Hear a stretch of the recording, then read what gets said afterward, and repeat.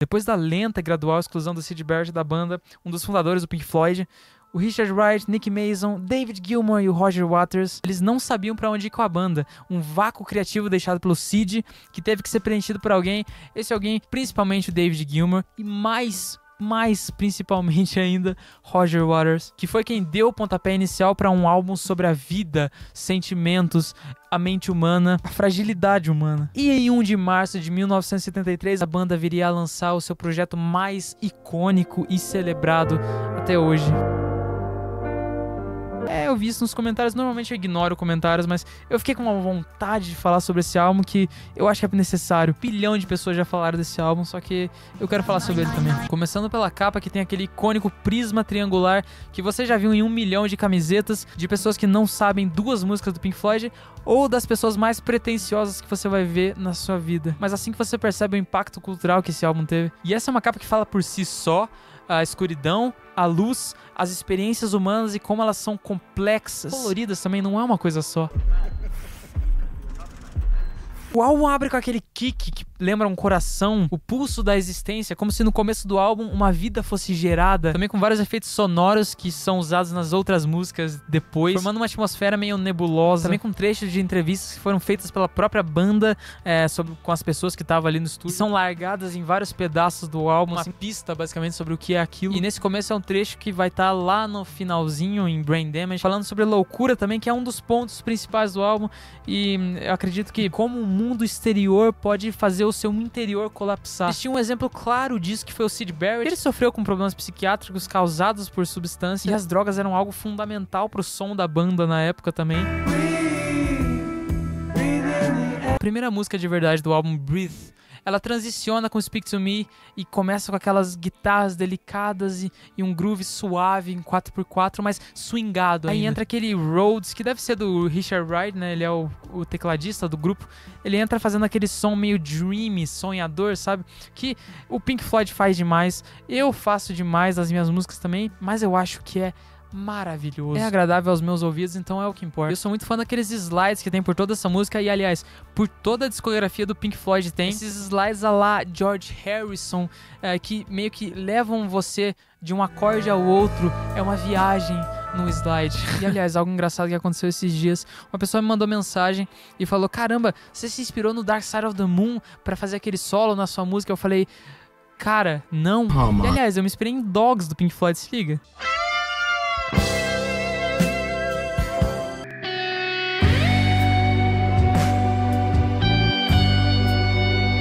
É do álbum Animals e... nossa, eu acho que ninguém vai querer review daquele porque não é tão famoso que nem os outros, mas...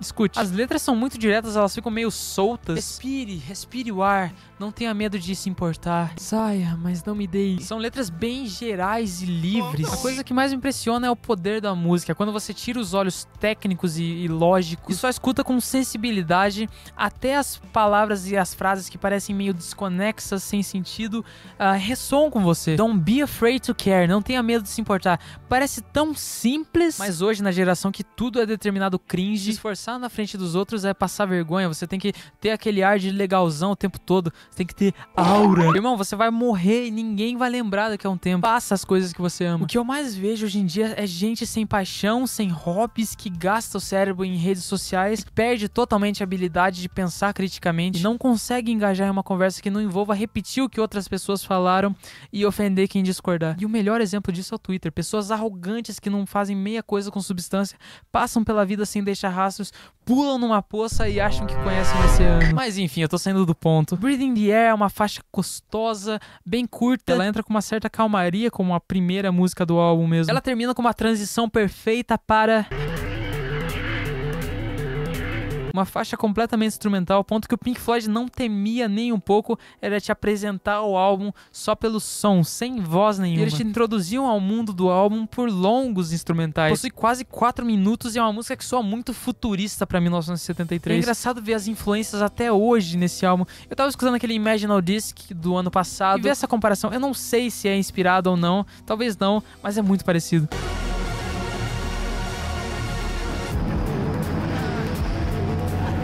On The Run pra Roger Waters era sobre o medo de andar de avião, por isso que você no final da música escuta aquele avião explodindo, e como uma banda que eles tinham que fazer tour e show e tinha que fazer diversas viagens, é um medo que deve rolar pra caramba. Agora, pro Richard Wright era sobre a exaustão de estar numa banda e ter que viajar e fazer um monte de coisa também, só que sem a parte do medo do avião. E On The Run, por mais que seja só um instrumental, ela toca na ansiedade, no peso do dia a dia, no estresse também, e ela faz uma ponte para... com aquele ensurdecedor barulho de relógios naquela intro tensa e enigmática, onde o ouvinte presencia o tempo passando diante dos seus olhos ou dos ouvidos, né? Intro essa que é cortada para aquela virada de bateria e os vocais cortantes do David Gilmour. E aliás, que produção vocal deliciosa dessa música principalmente, mas do álbum todo, mas dessa música, os vocais do David Gilmour pesam. E eu tô sempre fazendo anotações enquanto eu escuto isso aqui, porque eu quero fazer na minha produção também. A voz de Gilmour trabalha com as keys e synths do Richard Wright, fazendo um groove quase hipnotizante que te pega de surpresa da primeira vez que você escuta. E as letras do Roger Waters também continuam um conceito do álbum. Time é quando você percebe que nada é pra sempre, o hoje vai ficar velho e o amanhã chega rápido. And then one day you find 10 years have got behind. No one told you when to run. You missed the starting gun. Esse verso vem nos vocais muito mais suaves do Richard Wright em comparação com o Gilmour. E é meio que uma reflexão, um aviso bem simples, é uma coisa que passa pela cabeça de todos, quanto o tempo é precioso. E a gente se pega esperando a vida começar, quando na verdade ela começou faz décadas. O verso, que é acompanhado de backing vocals de Doris Troy, Leslie Duncan, Lisa Strike e Barry St. John, aqueles us e as que foram modificados no estúdio e tem aquele efeito meio balançado. Logo depois disso vem um longo solo do David Gilmour que fica lá atrás, cheio de reverb. E uma das qualidades que eu aprecio no David Gilmour é que é um solo tecnicamente simples que ele faz, mas o impacto que a música causa nas pessoas vai muito além do virtuosismo. Por isso, na maioria das vezes, a música é dividida em música do público geral e música dos músicos mesmo. Eu acho que o Pink Floyd consegue ficar ali no meio, onde ainda é acessível pro público geral, mas ainda é interessante o suficiente para os músicos. Outra banda que eu acho que ficava ali no meio era os Beatles, só que os Beatles eram um pouquinho mais pro público geral, que na minha opinião é o lugar perfeito para você ficar, onde você não é complexo demais ao nível do Jacob Collier, mas não é raso e simples demais ao nível Ed Sheeran. E no segundo verso do Gilmour, a letra continua mordendo. Agora que você percebeu que você já perdeu o pontapé inicial, você tenta correr para alcançar o sol, mas ele tá abaixando no horizonte, se pondo e vai voltar nas suas costas. E o último verso também é muito interessante, de volta aos vocais suaves do Wright. Ele descreve os planos que você não completou, aquelas coisas que você deixou pra depois. The time is gone, the song is over, thought I had something more to say. E assim, inquieto desespero, tudo acaba e musicalmente volta um reprise de Breathe. Time é uma das músicas mais fortes desse álbum, talvez a minha favorita, com esse groove quente, mas nebuloso ao mesmo tempo. As letras nem se fala e aquele vocal do David Gilmour, muito, muito bom. E agora é aquela lá, né? Com uma intro delicada e aqueles slides da lap steel do David Gilmour, a gente tem uma atmosfera que é muito usada pela banda, uma progressão melancólica e reflexiva, e com aqueles trechos de entrevistas que foram feitas com pessoas aleatórias dentro do Abbey Road, pela própria banda. Até o Paul McCartney participou das entrevistas, só que a banda não gostou das respostas dele e nem entrou. E nesses trechos são discutidos mortalidade, o medo de morrer. E uma intro curta para os padrões do Pink Floyd, o que vem a seguir é, eu acho que um dos momentos mais arrepiantes do álbum todo. Quem diria que uma música ausente de letras é a que teria tanto assim pra falar? Os vocais da Claire Torres são estremecedores. Ela canta como uma alma desesperada, em agonia. Crédito pra Claire, que improvisou os vocais em vários takes durante algum tempo de estúdio. Loucura que ela recebeu um cachezinho de 30 libras e foi embora, porque ela era basicamente uma artista de sessão, só pra aquele momento ali no estúdio. E, aliás, ela também achou que eles iam descartar os vocais porque não tinham gostado, só que ela tava muito errada. E até em 2004 ela processou a banda pra ganhar créditos de composição. Aliás, eu acho que é totalmente justo, porque sem ela aquela música não teria nem 50% do impacto que ela tem. Terminando super suave e ainda com os vocais emocionantes da Terry, a música acaba e vem o hit.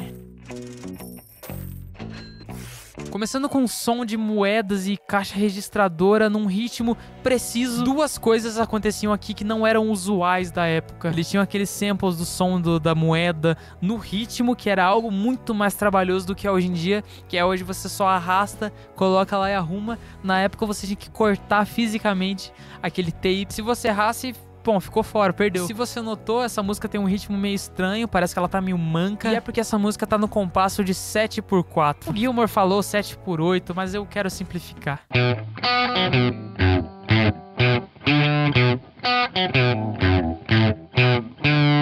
A maioria das músicas fica em 4/4, só que 4 mais 4 dá 8, então 7/4, basicamente um 4/4 faltando um ali, por isso que fica meio manco, você fala, nossa, faltou um tempinho ali, mas não vai. Só o refrão e o solo da música que vão pro tempo de 4/4, que eu acho que é um tempo mais aceitável, mais fácil pra você entrar num groove. Money tem uma letra bem direta e sarcástica, flertando até com uma personalidade absurda, materialista, gananciosa e egocêntrica. É engraçado que na época Money foi o hit da banda mesmo, foi o single que ajudou a estabelecer a banda e, ironicamente, a gerar muito dinheiro pra banda. E tem aquele riff da música que foi tudo que gerou a música foi em volta daquele riff do baixo do Roger Waters, com aquele riff que é muito gostoso e ainda em 7/4, que é um tempo muito estranho pra você fazer um riff que grude na cabeça das pessoas, e mesmo assim eles fizeram um riff que dá pra você balançar, dá pra dançar nesse Money. Essa música também conta com um solo de saxofone que ajuda muito na energia malandrona, astuta que ela tem. E rapidamente o solo muda pra um solo de guitarra do David Gilmour, ele sempre tem que vir com um solo de guitarra. E daí sai aquela energia mais jazz do saxofone e entra uma energia muito mais direta, mais rock. Até me remete de Year Blues dos Beatles, principalmente aquela apresentação do John Lennon com o Dirty Mac.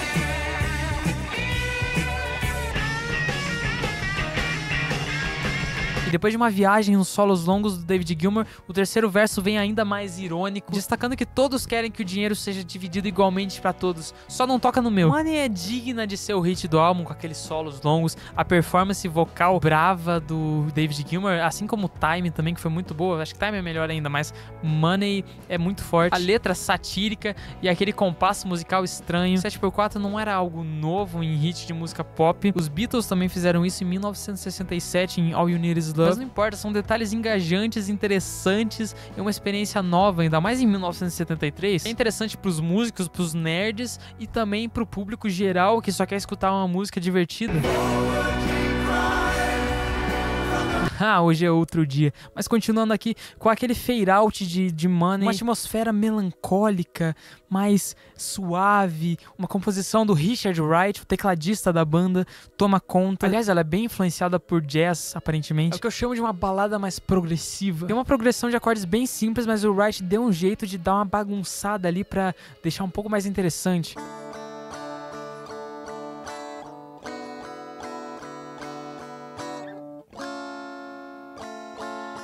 Aliás, é isso que eu gosto. Eu não quero aquela coisa super complexa que você não vai nem conseguir entender direito. Eu quero alguma coisa que seja minimamente interessante. Não precisa ser a coisa mais inovadora do mundo. Só uma coisa que pegue sua atenção um pouquinho, crie uma tensão e depois volte. Com os vocais do Gilmour agora mais suaves, Us and Them aborda temas de guerra, conflito humano, não de forma tão direta como Fortunate Son do Creedence Clearwater Revival, por exemplo, mas de forma emotiva, ainda assim afiada. Forward He Cry from the Rear and the Front Rank Die. Nesse momento o refrão explode com vários vocais e a instrumentação lá no topo e te pega de surpresa da primeira vez que você vai escutar. Eu fiquei muito impressionado. Eu acho que esse foi o último momento do álbum que eu fiquei impressionado de verdade. Eu só parei e falei, caramba, cara, esse álbum é melhor do que eu achava. Fora que as letras são muito boas e te fazem pensar como é fácil você dar as ordens lá de trás, enquanto você sabe que vai ter um monte de gente pra sofrer as consequências na sua frente, te protegendo. A alienação que as pessoas usam pra proteger suas crenças ruins, suas atitudes ruins, ou só uma ignorância voluntária, como sempre acaba ferindo alguém, às vezes até ferindo você e a outra pessoa. É uma mensagem que nunca deixou de ser relevante, é uma questão política e humana. Se você tá do outro lado, você é meu inimigo, mesmo se a gente tá na guerra pela mesma causa.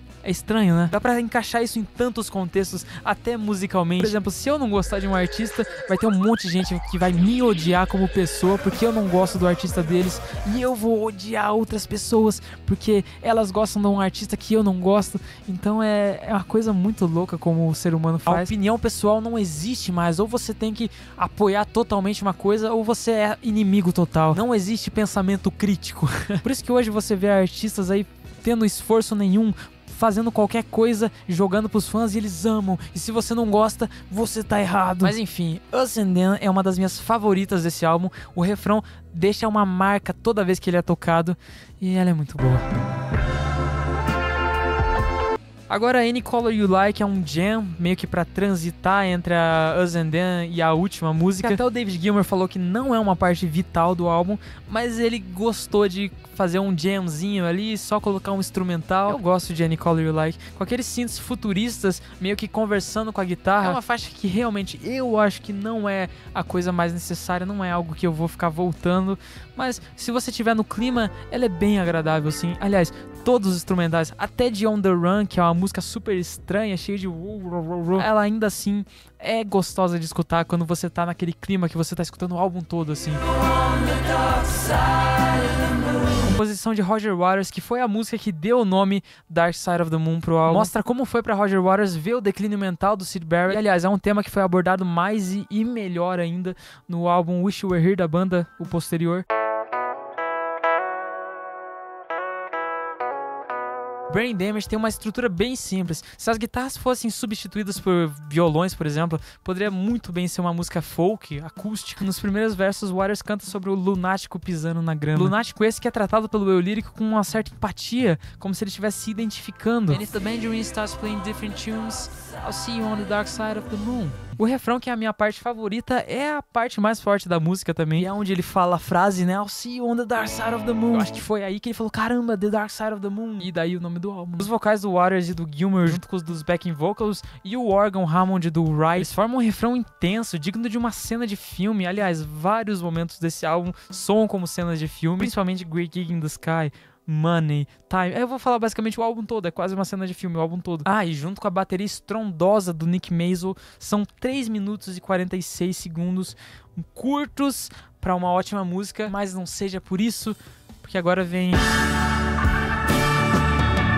Eclipse, o encerramento do álbum, é basicamente a mesma música que Brain Damage, elas são basicamente a mesma coisa ali, só que são separadas. Na era do streaming, elas são separadas, né? A faixa continua grandiosa como em Brain Damage ainda, só que ela vai crescendo cada vez mais até o fim. Se você for notar as letras, a música não tem outras partes, ela é só uma lista de coisas até o fim, então eles adicionaram tudo que eles podiam, nos vocais, na bateria, na instrumentação toda. E o álbum termina com a letra And everything under the sun is in tune, but the sun is eclipsed by the moon. Então basicamente o álbum termina bem negativo. Segundo Roger Waters, tudo tem o potencial de ser positivo na sua vida, mas os conceitos desse álbum, as coisas que estão nesse álbum aqui, são as coisas que são os obstáculos que podem fazer a sua vida ruim. Basicamente são os problemas do caminho, o dinheiro, o tempo, a ansiedade, o estresse, a morte. E a mesma batida de coração que começa o álbum é a que fecha, como se fosse um ciclo basicamente. E o álbum assim acaba e você fica lá. Você fica lá, quando ele acaba e você fica lá. Quando eu terminei esse álbum, eu fiquei reflexivo. Eu tava meio que procurando alguma coisa pra criticar. Parece que meio que por influência de... Porque muita gente não gosta ou quer ser, sabe, o super diferente, assim, que esse álbum é super estimado e blá blá blá. Talvez ele realmente seja tudo que é muito popular. É também, ao mesmo tempo, algo que é muito amado sempre vai ser muito odiado também. Mas eu não consegui achar uma coisa que eu falasse assim, nossa, isso é um ponto que eles erraram muito. Eles não erraram muito em momento nenhum. Julgando o conceito do álbum, ele é grandioso demais. Realmente, ele é muito grande, ambicioso. E se você não cuidar, ele poderia passar por pretencioso, até depende do jeito que você julga. Eu acho que foi muito bem feito. Pessoalmente, Dark Side of the Moon é uma experiência extremamente agradável aos ouvidos. As músicas podem cair numa uniformidade sonora, meio que repetindo aqueles mesmos padrões, porque são os mesmos caras que fizeram, né? Eles estão naquela energia. Mas mesmo assim, continua sendo uma experiência fortíssima. E eu gostei de tudo, não teve nenhum momento que eu falei, nossa, esse álbum não acaba nunca. É um álbum super curto também. Eu tentei achar muito um problema que eu achasse muito difícil aqui, igual umas pessoas acham. Mas não, eu gostei demais disso aqui. Isso aqui é uma experiência 10 músicas por 10. Cara, eu só quero deixar registrado aqui que tem outro álbum chamado Dark Side of the Moon, que veio antes do The Dark Side of the Moon.